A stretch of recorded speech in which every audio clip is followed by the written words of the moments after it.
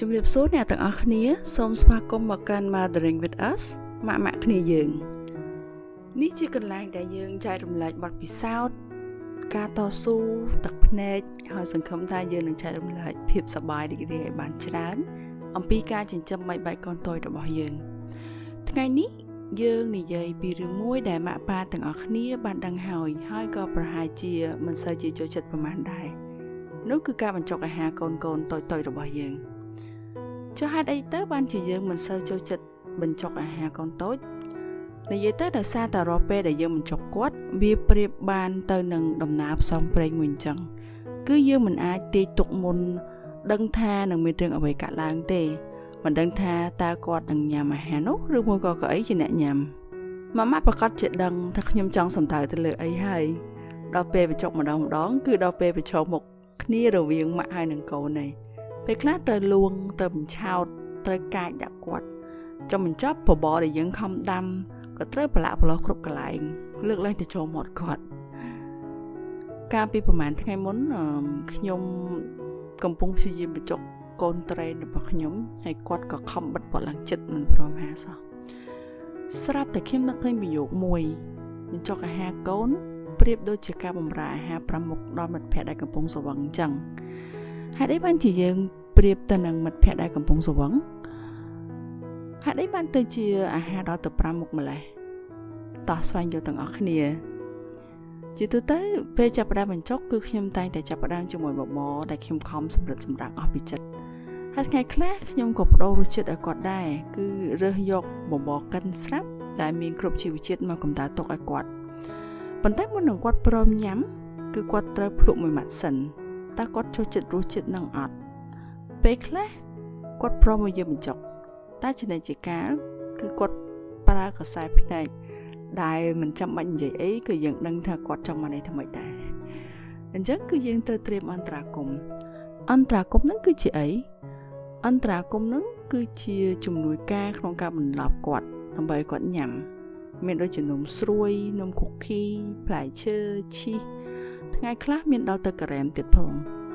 គោលដៅគឺប្រឡប់ឲ្យគាត់ហាមាត់ញ៉ាំនំហើយយើងលួចបញ្ចុកតាមក្រោយដូចយើងនឹងចាអញ្ចឹងណាមេរហាដៃកូនរហាមាត់ពេលខ្លះក៏ជោគជ័យខ្ញុំថាពេលខ្លះដោយសារតែគាត់ក៏ជាប្រឆោតយើងវិញដែរគាត់ធ្វើដូចជាញ៉ាំតែការពិតគឺគាត់លាក់បបរក្នុងមាត់ដោយកូនកប្រុកអញ្ចឹងកូនកប្រុកឈិបម៉ាំងហើយពេលដែលយើងភ្លេចខ្លួនគាត់ខ្ជាក់ចេញមកវិញអស់ដោយម៉ាស៊ីន ATM អញ្ចឹងណាអញ្ចឹងនិយាយទៅឃើញបញ្ចុកគាត់ដូចបម្រើអាហារម្នាក់ដែលស្វឹងអញ្ចឹងគាត់ខ្ជាក់ប្រឡាក់ប្រឡោះពេញហ្នឹងហើយគាត់តវ៉ាប្រើភាសាដែលមានតែគាត់ទេដែលស្ដាប់យល់ហើយបើម៉ាក់បានរាប់ម៉ាក់ដឹងថាការពិត5មុខហ្នឹងមិនមែនកូនខ្ញុំគាត់ស៊ីវិល័យចង់ញ៉ាំអាហារបែបអ្នកជាន់ខ្ពស់ទេគឺដោយសារខ្ញុំអស់តម្រេះមុខទី1នំស្រួយគាត់ញ៉ាំតែពី3ម៉ាត់យើងឲ្យគាត់ញ៉ាំសិនដើម្បីគាត់បង្កើនទំនុកចិត្តមុខទី2នំថ្មីដែលមិនសមយើងគិតថាគាត់ចូលចិត្តទេអញ្ចឹងយើងយកមកឲ្យគាត់ញ៉ាំថ្ងៃហ្នឹងតែថ្ងៃហ្នឹងគឺគាត់គ្រាន់តែមើលហើយគឺគាត់មិនខ្ចីប៉ះមកមុខទី3ផ្លែឈើថ្ងៃខ្លះមានស្វាយទុំថ្ងៃខ្លះចេកណាំវ៉ាតែថ្ងៃខ្លះគឺគាត់គ្រាន់តែលើកហើយក៏បោះទៅដីបាត់មុខទី4សំណោកចូលដល់សំណោកហ្នឹងណាយើងប្រើដល់ពាក្យទៅសំណោកដោយសារតែអីគេគឺមានជាឈីសហើយនឹងការ៉េមខ្ញុំដឹងថាការ៉េមមិនសូវល្អទេបើសួរថាយល់មិនដែរគឺមិនសូវជាមោទនភាពប៉ុន្មានទេប៉ុន្តែពេលខ្លះវាជាកូនសោដែលធ្វើឲ្យគាត់ញ៉ាំបបរអញ្ចឹងមានតែប្រើម្ដងទៅហើយមុខទី5គឺបបរនឹងឯងម្ហូបដែលយើងខំដាំឲ្យគាត់អញ្ចឹងសម័យមើល5មុខហ្នឹងគឺយើងបដូរទៅបដូរមកមួយថ្ងៃ3ពេលគិតទៅញ៉ាំបបរជាមួយកូនតូចហ្នឹងដូចជាកម្មវិធីធ្វើម្ហូបអញ្ចឹងតែអត់មានទស្សនិកជនតែដៃអបអរទេតែមានតែគណៈកម្មការតូចមួយតែគណៈកម្មការនេះគឺតឹងរឹងមែនតែនហើយចាស់អីបានជាដូចជាតានតឹងម្លេះគឺដោយសារតែយើងជាម៉ាក់គិតថាអាហារមិនត្រឹមតែជាការផ្ដល់នូវជីវជាតិទេតែជានិមិត្តរូបនៃភាពជោគជ័យឬបរាជ័យក្នុងនាមជាម៉ាក់ម្នាក់យើងសម្រិតសម្រាំងអស់ពីចិត្តពេលធ្វើម្ហូបឲ្យគាត់ម្ដងអញ្ចឹងយើងតែងតែចង់ឲ្យគាត់ញ៉ាំឲ្យបានច្រើនធំធាត់និងមានសុខភាពល្អតែដល់ពេលគាត់អត់ព្រមញ៉ាំវាធ្វើឲ្យយើងមានអារម្មណ៍ថាតូចចិត្តតែការពិតទៅវាមិនមែនជារឿងដែលត្រូវតូចចិត្តទេ កូនៗរបស់យើងពួកគាត់កំពុងតែនៅក្នុងវ័យលូតលាស់ចង់នាំចំណង់អាហាររបស់គាត់នៅបន្តផ្លាស់ប្ដូរអារម្មណ៍គាត់ក៏ផ្លាស់ប្ដូរតាមម៉ោងអញ្ចឹងហើយថ្ងៃខ្លះគាត់ចង់ញ៉ាំនំជំនួសបាយល្ងាចថ្ងៃខ្លះគាត់មិនខ្ចីញ៉ាំអីទាំងអស់អញ្ចឹងតើធ្វើម៉េចខ្ញុំមានសំណួរ3ដើម្បីសួរខ្លួនឯងហើយជួយឲ្យខ្លួនឯងដើរចេញពីគំនិតអវិជ្ជមាននេះបានខ្ញុំឈប់ចាត់ទុកការបញ្ចុកអាហារមួយពេលដូចទៅនឹងការប្រឡងទៀតហើយខ្ញុំចាប់ផ្ដើមចាត់ទុកវាជាការសន្ទនាជាការសាងទំនាក់ទំនងជាមួយកូនខ្ញុំវាមិនមែនជាការបង្ខំឲ្យគាត់ញ៉ាំទៀតទេតែជាការផ្ដល់ឲ្យតាមសម្រួលមួយគ្មានសម្ពាធសំណួរទាំង3ដែលខ្ញុំសួរខ្លួនឯងគឺតើខ្ញុំបានផ្ដល់ចំណីចម្រុះមុខឲ្យគាត់ដែរទេតើខ្ញុំមានបង្ហាញភាពអំណត់ជាមួយគាត់ដែរទេតើខ្ញុំស្ដាប់អ្វីដែលគាត់ចង់បង្ហាញខ្ញុំដែរទេ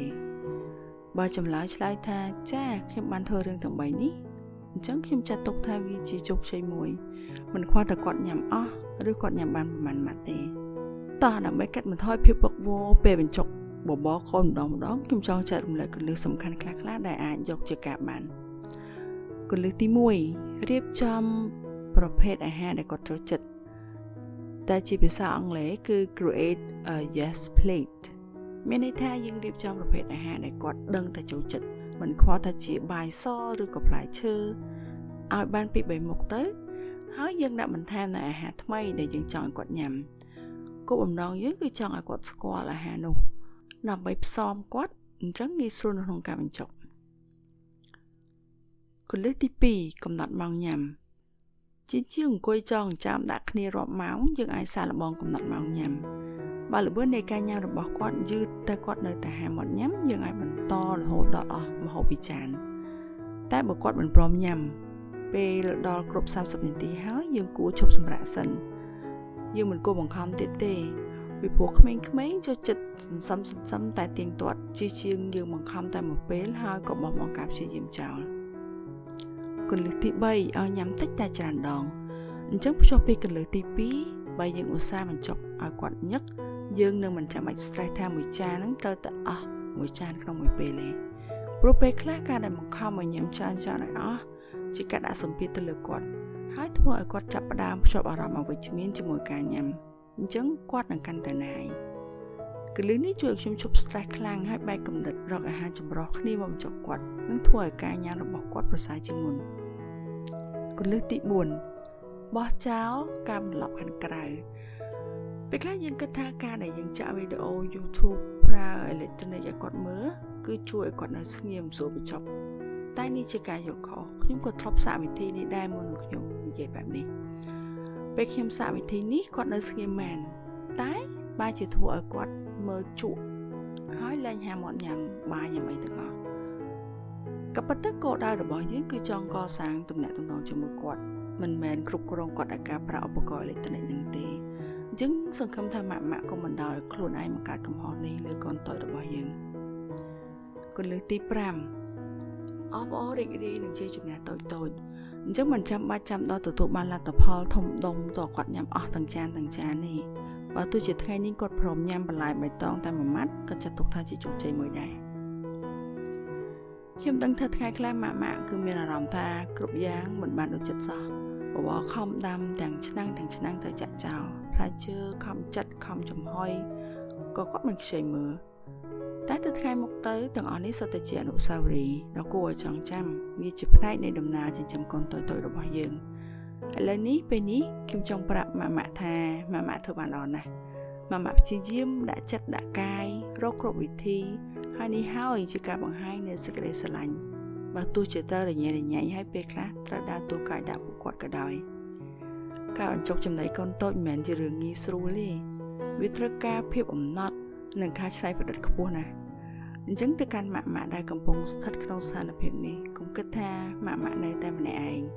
ការពិតមានម៉ាក់ផ្សេងទៀតក៏កំពុងជួបស្ថានភាពដូចគ្នាចឹងដែរពេលខ្លះគ្រាន់តែលើគេនិយាយថា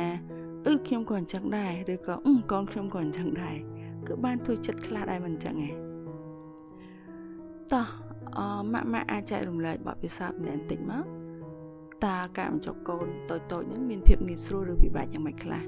ហើយបើម៉ាក់ចូលចិត្តវីដេអូប្រភេទបែបនេះកុំភ្លេចចុច like និង subscribe ដើម្បីបានចូលរួមទាំងអស់គ្នា